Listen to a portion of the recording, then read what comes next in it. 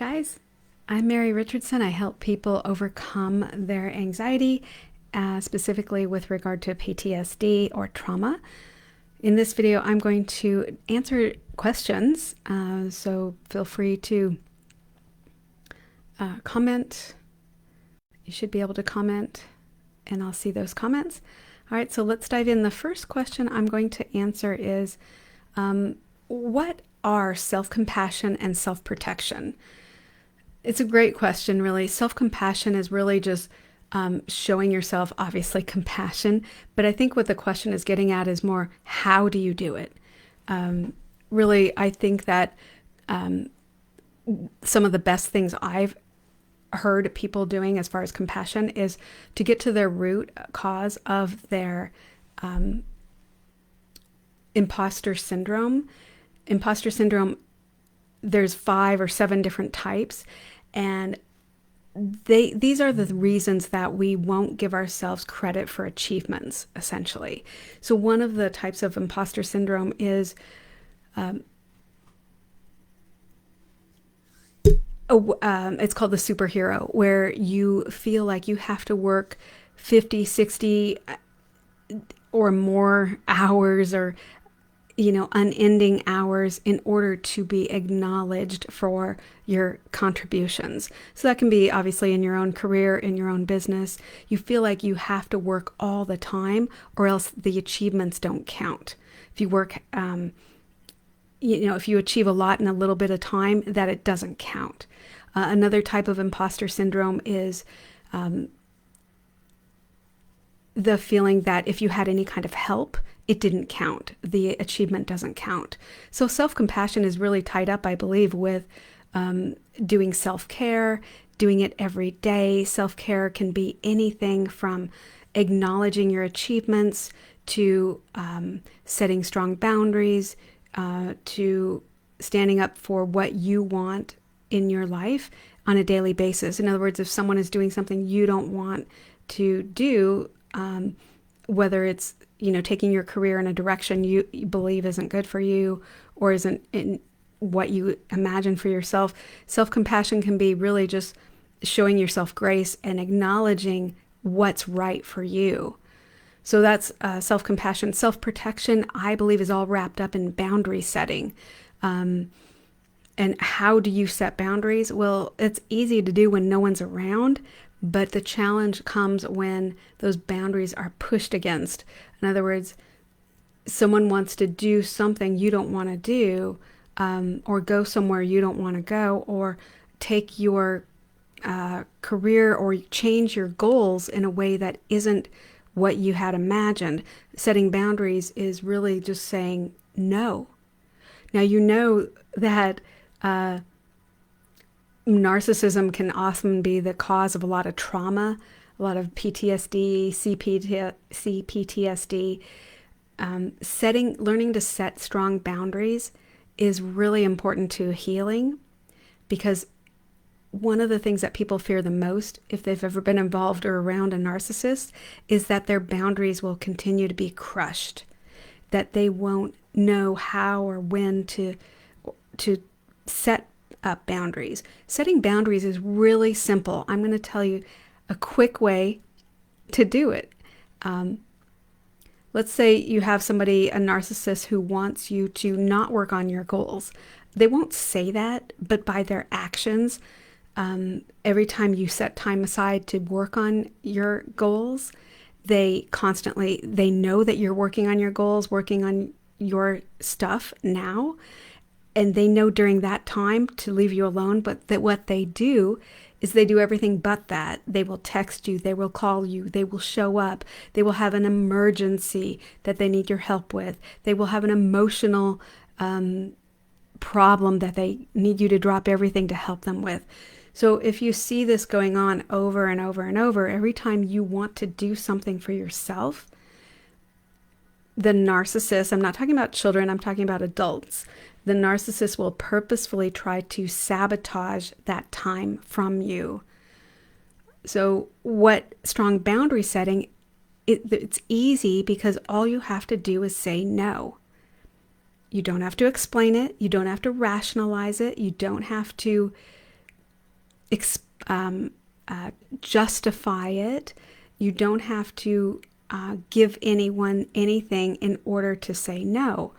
In other words, if in the situation I described before, where you have a narcissist constantly interrupting you, or texting you, or emailing you, or calling you, you can choose to say no in a way that it is comfortable for you or uncomfortable. It's a little bit of uncomfortableness as you're setting strong boundaries. So you have to find your own way of setting boundaries that works for you, where you can just slowly let go of the guilt.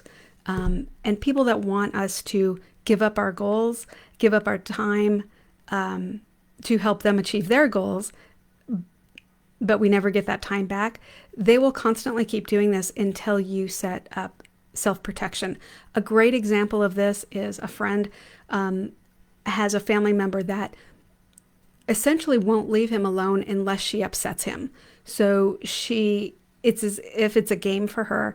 She will push all his pain points, come up with something politically charged, or whatever it is, that whatever subject she knows will upset him, she will bring up all those subjects just to get him upset, and then she leaves. So my point is, self-protection is all about setting boundaries, just not engaging with those type of in those types of situations where you know you're being baited into a conversation that you don't want to be part of. Anyway, so you have to figure out what works for you, but that's self-protection. Strong boundary settings, just say no, or gray rock the narcissist, meaning just become uninteresting, don't show emotion, don't react when the narcissist tries to bait you. Those are forms of self-protection. All right, let's answer another question. Oh, so this person comments that when they protect themselves, and it doesn't say how they're protecting themselves, it turns into crippling paranoia or isolation. Well, it can feel isolating. It can feel lonely, because you're saying no to one thing in order to get what you want, whether that's time alone, or time to work on your goals, or time for self-care, whatever it is. Now, the paranoia, I don't know where that's coming from, or how this person, they didn't put that into context. So maybe they're talking about crippling paranoia that they will lose friends, or lose family, or lose connection. And that's something that the narcissist really does a lot of. In other words, they make you feel like you can't you can't have something unless you give them everything that they want. So that paranoia can be a holdover from that, where you feel like you won't get something that's important to you unless you give the person what they want. So hopefully that answered that question. All right, let's just looking at other questions. Okay, so another question here is about dissociation. What is dissociation? First of all, DPDR is depersonalization, derealization. There are types of dissociation, meaning DPDR, depersonalization, is where you feel checked out of your body, as if you're hovering around your body, usually above or around your body, meaning that you don't really feel your feelings. You're controlling your body like a puppet, but you're sort of numb to your emotions, numb to your feelings.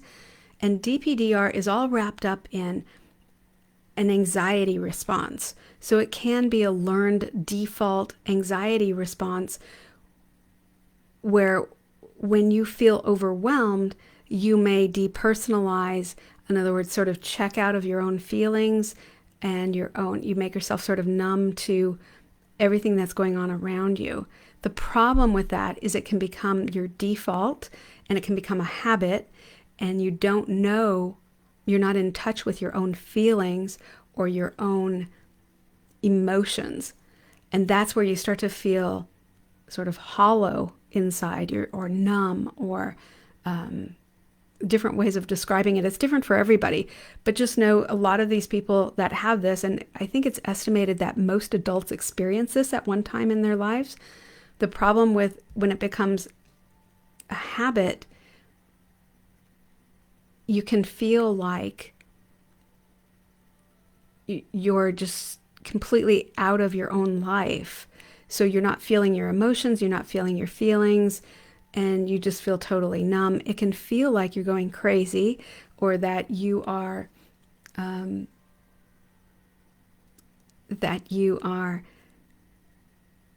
losing your mind. That's what people worry about. But with DPDR, and I'm not a doctor, I'm not diagnosing, but what people describe that as is they fear that they're losing their mind, but yet they know they're controlling their body. They know what their thoughts are. They can still function and go to work. They're just not, or work in their business. They're just not in tune with their emotions and feelings. So that's what it is. And that's how you can experience it. Derealization can feel like there's a barrier between you and the rest of the world.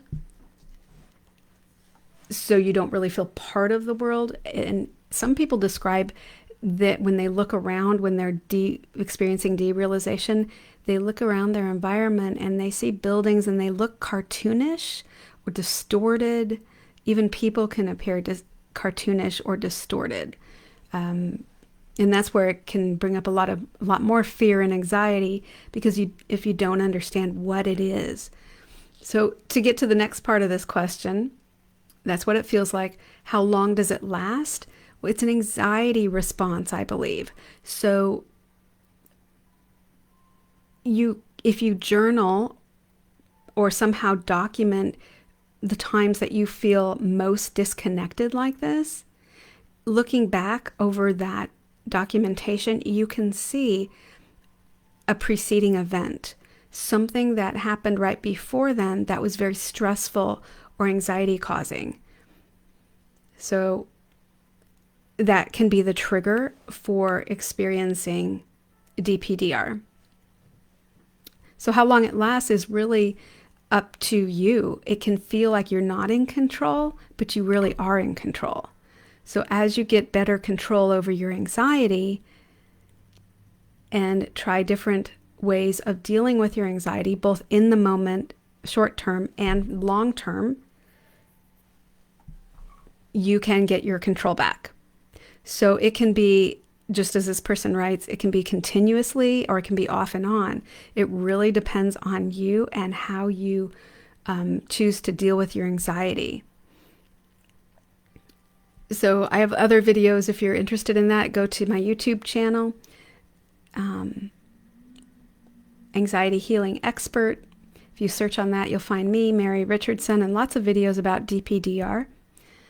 So the next question is, what do you do to help it or manage DPDR? Well, there's the short term and the long term. So when you notice that you're experiencing it and it's in the moment, you can realize that it's an anxiety response and start dealing with whatever caused you that anxiety. In other words, anxiety is usually about a worry about the future or a fear of the past. So as you deal with your anxiety and start challenging the anxiety, anxiety is really just a red flag that you're feeling super uncomfortable about what you're thinking. In other words, you're worried that the past might repeat itself or something scary to you about the future.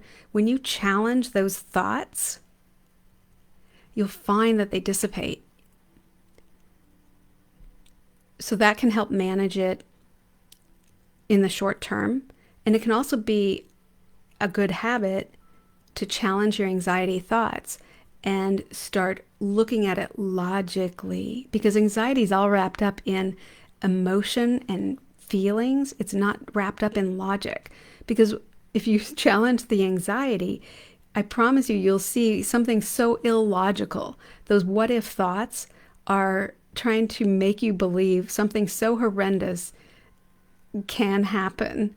And if you start challenging it, you'll see that it's not logical that it could happen.